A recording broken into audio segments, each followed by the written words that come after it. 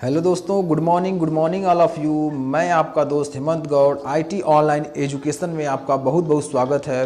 दोस्तों मैं आज लेकर के आया हूँ पॉलिटी का क्लास। एसएससी जीडी के लिए सबसे महत्वपूर्ण क्लास है दोस्तों, क्योंकि एसएससी जीडी में यहाँ से बहुत ज़्यादा प्रश्न उठ रहे हैं, ठीक है ना।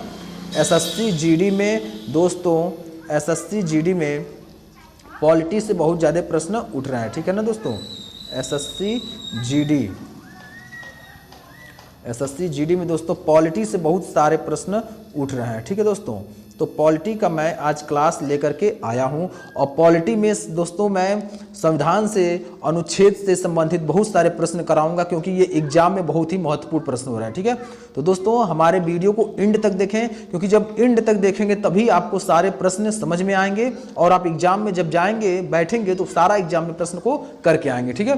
तो दोस्तों आज का क्लास सबसे बेहतरीन होने वाला है, तो आपका एक बार और बहुत बहुत स्वागत है IT online education YouTube channel पर, जिस पर दोस्तों सभी प्रकार के फैकल्टी मेंबर जुड़ करके आपको फ्री ऑफ कास्ट क्लासेस दे रहे हैं। तो देर किस बात की और किसका इंतजार, आज ही ज्वाइन करें IT online education YouTube channel, जिस पर आपको सभी प्रकार का study material, PDF, test series सारा कुछ आपको प्रोवाइड किया जाएगा। तो आप जाइए डिस्क्रिप्शन बॉक्स में, वहाँ से अलग अलग सब्जेक्ट का प्लेलिस्ट बना हुआ है, वहाँ से जाकर ज्वाइन कर सकते हैं। और डिस्क्रिप्शन बॉक्स में ही सोशल मीडिया प्लेटफॉर्म का लिंक दिया गया है, आप जाकर वहाँ से जुड़ जाइए, वहाँ पीडीएफ और टेस्ट प्रोवाइड किए जाते हैं, ठीक है।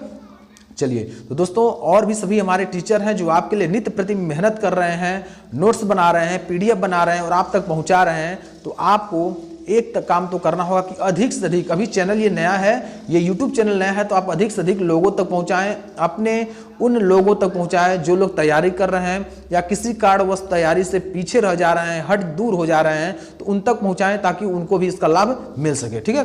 तो चलिए दोस्तों मैं एसएससी जीडी का आज क्लास पॉलिटी का स्टार्ट करते हैं। चलिए प्रथम प्रश्न, पहला प्रश्न दोस्तों हम लोग देखते हैं। पहला प्रश्न दिया है, भारत की राजभाषा क्या है। बहुत अच्छा प्रश्न दोस्तों, भारत की राजभाषा क्या है। यहाँ देखिए दोस्तों प्रश्न दिया हुआ है, किससे दोस्तों दिया है, राजभाषा संबंधित प्रश्न दिया। राजभाषा, भारत की राजभाषा क्या है दोस्तों, बहुत अच्छा प्रश्न है। सही उत्तर होगा 2 नंबर, यानी हिंदी। भारत की राजभाषा दोस्तों क्या है, हिंदी। भारत की राजभाषा हिंदी है। चलिए दूसरा प्रश्न हम लोग चलते हैं दोस्तों। भारतीय संघ की आधिकारिक भाषा के रूप में संविधान द्वारा की मान्यता है, यानी किस भाषा की मान्यता मिली है संविधान द्वारा, ठीक है दोस्तों। उन भाषा के बारे में हम लोग सबसे पहले पढ़ते हैं, ठीक है। तो यहाँ देखेंगे दिया है 18वीं अनुसूची, यानी पहला दिया 8वीं अनुसूची में भारतीय भाषाओं का वर्णन, दूसरा दिया हिंदी, तीसरा है संस्कृत, चौथा है अंग्रेजी। तो सही उत्तर दोस्तों क्या होगा, हिंदी, यानी हिंदी। भारतीय संघ की आधिकारिक भाषाओं के रूप में संविधान द्वारा हिंदी भाषा को मान्यता प्राप्त है, हिंदी भाषा को मान्यता प्राप्त है। बहुत शानदार प्रश्न दोस्तों, यह एसएससी जीडी के लिए सबसे महत्वपूर्ण प्रश्न है, एसएससी जीडी में आया हुआ प्रश्न है, एसएससी जीडी का है, ठीक है दोस्तों। चलिए अगले प्रश्न में चलते हैं और अगला प्रश्न हम लोग देखते हैं। तो दिया है, संविधान के किस अनुच्छेद के अंतर्गत हिंदी को राजभाषा के रूप में दर्जा प्राप्त है, ठीक है दोस्तों। देखिए इंपॉर्टेंट प्रश्न है ये दोस्तों, ठीक है, ये प्रश्न आपका इंपॉर्टेंट है। संविधान के किस अनुच्छेद के अंतर्गत हिंदी को राजभाषा के रूप में दर्जा प्रदान किया गया है। ए नंबर अनुच्छेद 348 फर्स्ट को, अनुच्छेद 343 फर्स्ट को, अनुच्छेद 346 फर्स्ट को, या अनुच्छेद 1। सही उत्तर क्या होगा दोस्तों, अनुच्छेद 343 प्रथम, अनुच्छेद 343 प्रथम को क्या संविधान के अनुच्छेद के अंतर्गत हिंदी भाषा को राजभाषा का दर्जा दिया गया है। बहुत अच्छा प्रश्न है दोस्तों, फटाफट आप देखते जाइए, क्योंकि आपके एग्जाम के पॉइंट ऑफ व्यू से सबसे महत्वपूर्ण होने वाला है आज का क्लास, ठीक है दोस्तों।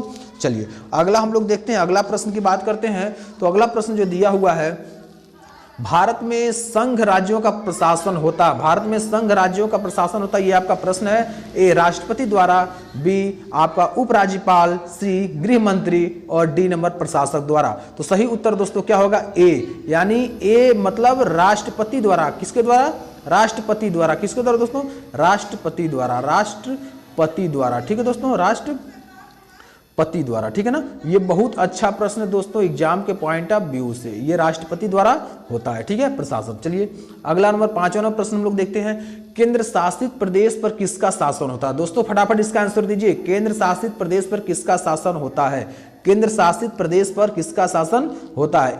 फर्स्ट नंबर देखिए मंत्रिपरिषद, सेकेंड नंबर संसद, 3rd नंबर राष्ट्रपति द्वारा नियुक्त प्रशासन का, और 4 नंबर प्रधानमंत्री। तो सही उत्तर दोस्तों होगा क्या, राष्ट्रपति द्वारा नियुक्त प्रशासक, यानी राष्ट्रपति द्वारा नियुक्त प्रशासक का केंद्र शासित प्रदेश पर शासन होता है। ठीक है दोस्तों, चंद पंक्तियां दोस्तों मैं आपके लिए बयां कर रहा हूं। काम करो ऐसा कि पहचान बन जाए। दोस्तों आपको ऐसा काम करना है, काम करो ऐसा कि पहचान बन जाए, हर कदम ऐसा चले कि निशान बन जाए, हर कदम ऐसा चले कि निशान बन जाए। इस दुनिया में जिंदगी हर कोई जी लेता है, इस दुनिया में जिंदगी हर कोई जी लेता है, पर जिंदगी जियो ऐसा कि मिसाल बन जाए, पर जिंदगी जियो ऐसा कि मिसाल बन जाए। चलिए दोस्तों, आपको मेहनत करते रहना है, क्योंकि हम लोग भरपूर सपोर्ट कर रहे हैं आपके सफलता का, हम लोग भरपूर सपोर्ट कर रहे हैं, क्योंकि आप सफल होंगे जब जैसे हम लोग मेहनत कर रहे हैं आप भी मेहनत कीजिए। ठीक है दोस्तों, अगर हमारे चैनल पर नए हैं तो चैनल को सब्सक्राइब करें, लाइक करें, शेयर करें और बेल आइकन दबाकर ऑल नोटिफिकेशन कर लें, ताकि हर वीडियो का अपडेट आपको टाइमली मिलता रहे। चलिए अगले प्रश्न पर हम लोग चलते हैं। दिया है अगला प्रश्न, उस वित्त मंत्री का नाम बताइए जिसने सन 1952 में भारत का पहला आम बजट पेश किया था। अब देखिए दोस्तों, बहुत शानदार प्रश्न है ये, आपका यूपीपी में भी आया हुआ प्रश्न है, यूपीपी में भी आया हुआ प्रश्न है और एसएससी जीडी के लिए भी है। ठीक है, एसएससी जीडी के लिए भी है। ठीक है ना दोस्तों, तो ये देखिए, उस वित्त मंत्री का नाम बताइए जिसने सन 1952 में भारत का पहला आम बजट प्रस्तुत किया। पहला number P K Shanmukham Shetty, दूसरा है सी डी देशमुख, तीसरा है सरदार वल्लभ भाई पटेल और 4 नंबर है सचिन चौधरी। तो पहला दोस्तों सही उत्तर होगा पहला, क्या है, P K Shanmukham, P K Shanmukham Shetty, P K Shanmukham Shetty is the right answer of the question number 6। Most important प्रश्न है दोस्तों। चलिए अगले नंबर पर हम लोग चलते हैं। अगला नंबर 7वां नंबर प्रश्न है, दिया है निम्नलिखित में से कौन आयोग संवैधानिक नहीं है। इसमें से दोस्तों दिया हुआ है, कह रहा है निम्नलिखित में से कौन सा आयोग संवैधानिक नहीं है। पहला दिया है वित्त आयोग, दूसरा दिया है चुनाव आयोग, तीसरा दिया है संघ लोक सेवा आयोग और चौथा दिया है योजना आयोग। तो सही उत्तर दोस्तों क्या होगा, चौथा नंबर योजना आयोग। योजना आयोग is the right answer of the question number 7। Question number 7 का दोस्तों 4 नंबर ऑप्शन सही होगा, योजना आयोग। ठीक है, चलिए अगले प्रश्न पे चल रहे हैं दोस्तों। अगला प्रश्न दिया है 8वां नंबर। 8वें नंबर में प्रश्न में लिखा है, संविधान के किस अनुच्छेद द्वारा सांसद की संयुक्त बैठक का प्रावधान किया है। संविधान के किस अनुच्छेद द्वारा सांसद की संयुक्त बैठक का प्रावधान किया है। पहला नंबर ऑप्शन है अनुच्छेद 106, दूसरा दिया है अनुच्छेद 108, तीसरा दिया है अनुच्छेद 110 और चौथा दिया है अनुच्छेद 112। तो सही उत्तर दोस्तों क्या होगा, अनुच्छेद 108, अनुच्छेद 108, यानी दूसरा में दिया है अनुच्छेद 108 में संविधान के सांसद की संयुक्त बैठक का प्रावधान किया गया, किसमें, 108, आर्टिकल 108। ठीक है दोस्तों, आर्टिकल 108 में इसका प्रावधान किया गया है। मोस्ट इंपॉर्टेंट प्रश्न आज का। चलिए अगले तरफ चलते हैं। प्रश्न के 9वें नंबर में, भारतीय संविधान के किन अनुच्छेदों में नागरिकता संबंधी प्रावधान है। दोस्तों यहां देखिए, नागरिकता संबंधित प्रावधान पूछ रहा है, क्या, नागरिकता से संबंधित प्रावधान पूछ रहा है। तो अनुच्छेद 1 से 5 तक है, या अनुच्छेद 5 से 11 तक है, या अनुच्छेद 12 से 35 तक है, या अनुच्छेद 36 से 51 तक है। तो सही उत्तर दोस्तों क्या होगा, फटाफट जवाब दीजिए। सही उत्तर होगा 5 से 11, अनुच्छेद 5 से 11, 5 से 11 तक के बीच में है, 5 से 11। ठीक है, आर्टिकल 5 से 11। ठीक है दोस्तों, 9वां नंबर प्रश्न का मोस्ट इंपॉर्टेंट है प्रश्न, और इसका सही उत्तर क्या होगा, बी नंबर, यानी दूसरा नंबर सही उत्तर होगा। ठीक है, चलिए अगले प्रश्न चलते हैं। 10वां नंबर प्रश्न दोस्तों। तो 10वां नंबर प्रश्न में दिया है, भारतीय संविधान लिखित में से कौन सी नागरिकता प्रदान करता है। भारतीय संविधान लिखित में से कौन सा नागरिकता प्रदान करता है। पहला नंबर एकल नागरिकता, दूसरा दिया है दोहरी नागरिकता, तीसरा उपयुक्त दोनों और चौथा उपयुक्त में से कोई नहीं। सही उत्तर दोस्तों क्या होगा, सही उत्तर होगा एकल नागरिकता। दोस्तों एक भारतीय संविधान लिखित में से यह आपका एकल नागरिकता प्रदान करता है, एकल नागरिकता प्रदान करता है, एकल नागरिकता। ठीक है दोस्तों, एकल नागरिकता प्रदान करता है, नागरिकता प्रदान करता है। ठीक है दोस्तों, यह नागरिकता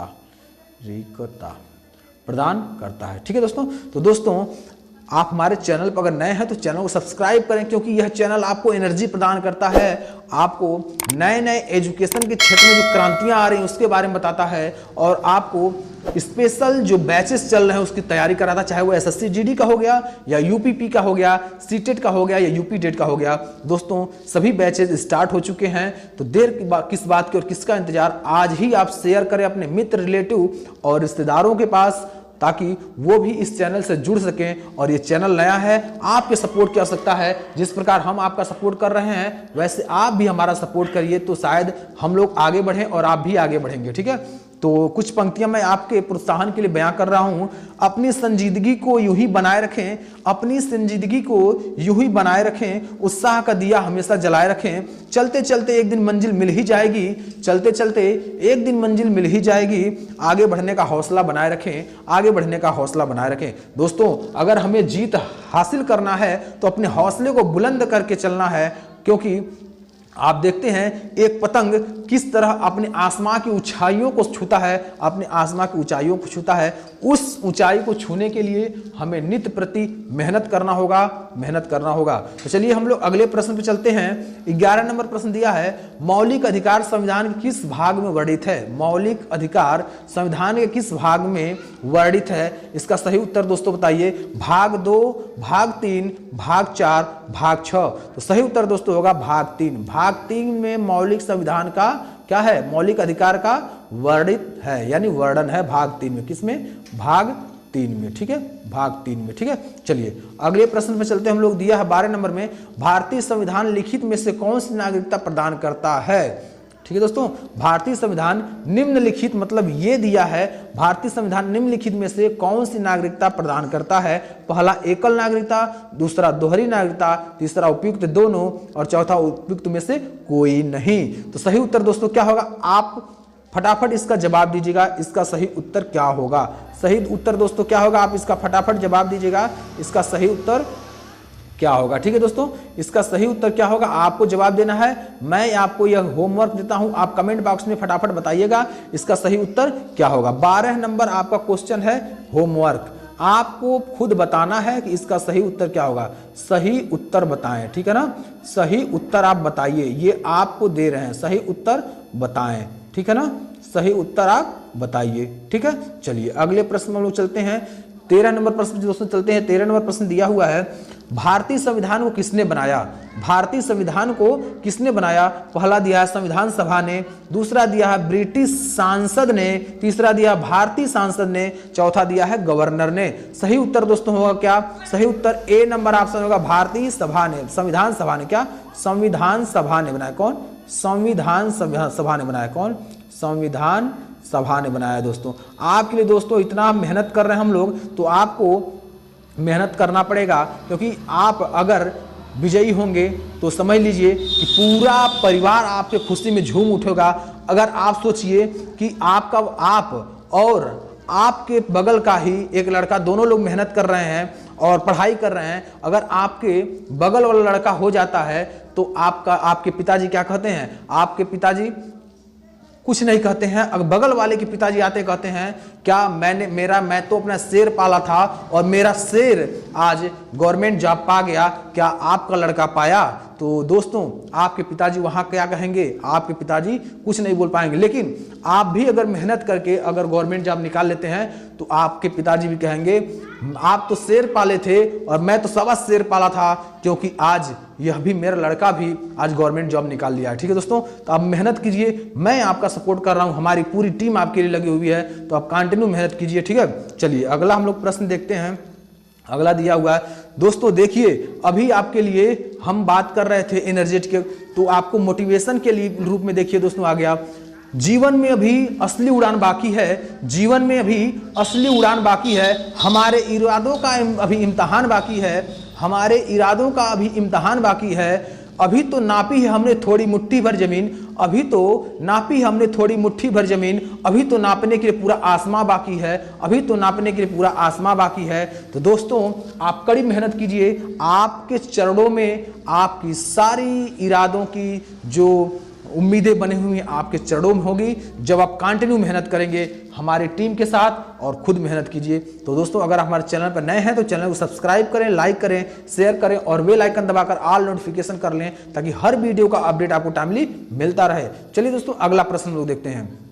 14 नंबर प्रश्न दोस्तों दिया है, संविधान सभा के लिए चुनाव कब संपन्न हुआ? संविधान सभा के लिए चुनाव कब संपन्न हुआ? तो ऑप्शन है आपका पहला 1945 में, दूसरा है 1946 में, तीसरा है 1947 में, चौथा है 1948 में। तो सही उत्तर दोस्तों क्या होगा? दूसरा नंबर दोस्तों सही उत्तर होगा 1946 में। 1946 में संविधान सभा के लिए चुनाव हुआ था। ठीक है दोस्तों, चलिए अगले प्रश्न चलते हैं। दिया है मौलिक अधिकार संविधान के किस भाग में वर्णित है? मौलिक अधिकार संविधान के किस भाग में वर्णित है? भाग 2, भाग 3, भाग 4, भाग 6। तो सही उत्तर दोस्तों होगा भाग 3। भाग 3 में किसमें दोस्तों?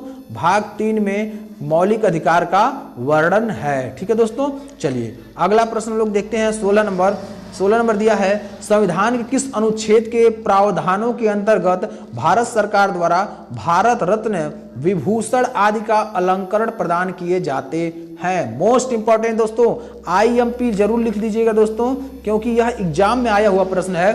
संविधान के किस अनुच्छेद के प्रावधानों के अंतर्गत भारत सरकार द्वारा भारत रत्न, पद्म विभूषण आदि अलंकरण प्रदान किया जाता है? तो अनुच्छेद 1 आपका 15, दूसरा दिया है अनुच्छेद 18, तीसरा अनुच्छेद 21, चौथा अनुच्छेद 23।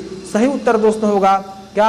सही उत्तर दोस्तों होगा 2 नंबर यानी अनुच्छेद 18। अनुच्छेद 18 के तहत भारत सरकार द्वारा भारत रत्न विभूषण अलंकरण प्रदान किया जाता है।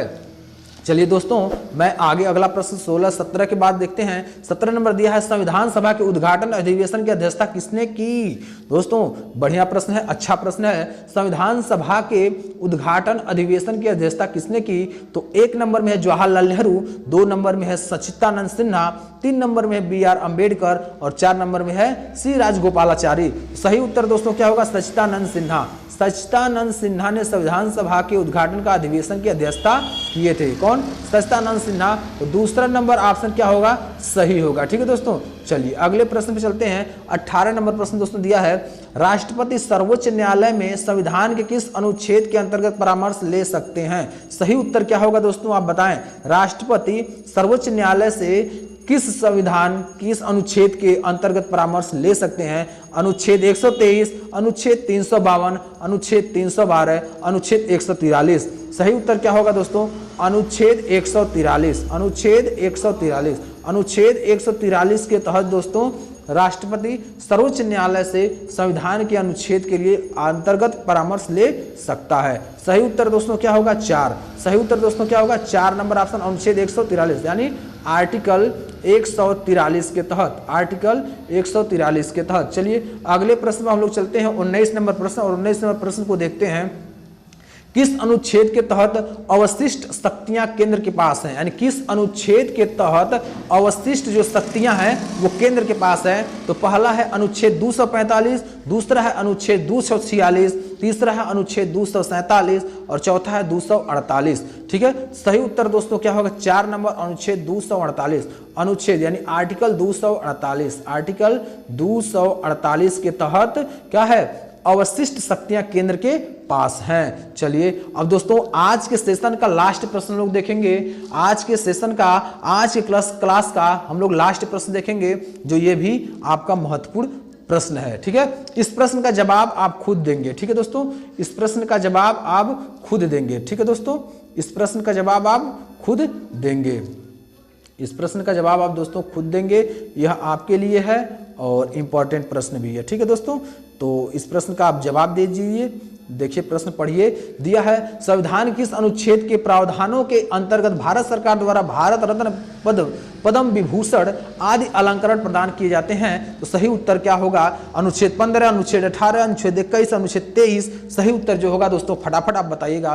ठीक है दोस्तों, तो मैं आज क्लास को यहीं एंड करता हूँ। ठीक है, तो कुछ पॉइंटें दोस्तों मैं आपको बयां कर रहा हूँ, इसे बहुत ध्यानपूर्वक सुनिएगा। मुश्किलों से भाग जाना आसान होता है, मुश्किलों से भाग जाना आसान होता है, मुश्किलों से भाग जाना आसान होता है, हर पहलू जिंदगी का इम्तहान होता है, हर पहलू जिंदगी का इम्तहान होता है। डरने वालों को मिलता नहीं कुछ जिंदगी में, डरने वालों को मिलता नहीं कुछ जिंदगी में, लड़ने वालों के कदमों में जहान होता है, लड़ने वालों के कदमों में जहान होता है। तो दोस्तों स्ट्रगल कीजिए, मेहनत कीजिए, आप जल्द ही सफल होंगे। ये मेरे पूरी टीम की तरफ से आपको शुभकामनाएं हैं। मकर संक्रांति पर आपको बहुत बहुत शुभकामनाएं। आप नित्य प्रति प्रगति पर रहें, ये मेरी पूरी टीम। और दोस्तों एक और खुशखबरी है, मेरी पूरी टीम ने यह तय किया है कि जब तक जोड़ेंगे नहीं तब तक छोड़ेंगे नहीं, यानी जब तक आपको गवर्नमेंट जॉब दिलाएंगे नहीं तब तक छोड़ेंगे नहीं। ये मेरी टीम का वादा है, जब तक आपको सिलेक्शन नहीं दिलाएंगे तब तक हम छोड़ेंगे नहीं।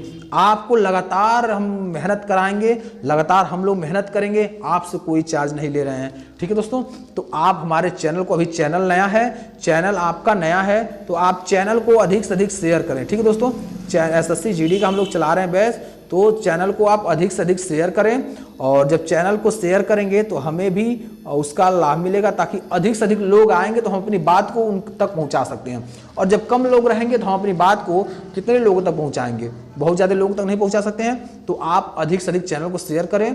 और हमारी टीम आपके लिए काम कर रही है, टेक्निकल टीम काम कर रही है, टीचर्स काम कर रहे हैं, ठीक है, सभी लोग आपके लिए काम कर रहे हैं। तो आपका इतना दायित्व तो बनता है कि अगर चैनल पर नए हैं तो चैनल को सब्सक्राइब कर सपोर्ट करें और ऑल नोटिफिकेशन कर लें, ताकि हर वीडियो का अपडेट आपको टाइमली मिलता रहे। ठीक है दोस्तों, आज मैं यही क्लास को एंड करता हूं, फिर इसी समय इसी वक्त अगले दिन नए सेशन में नए टॉपिक के साथ मिलते हैं प्रैक्टिस सेट में। जय हिंद, जय भारत।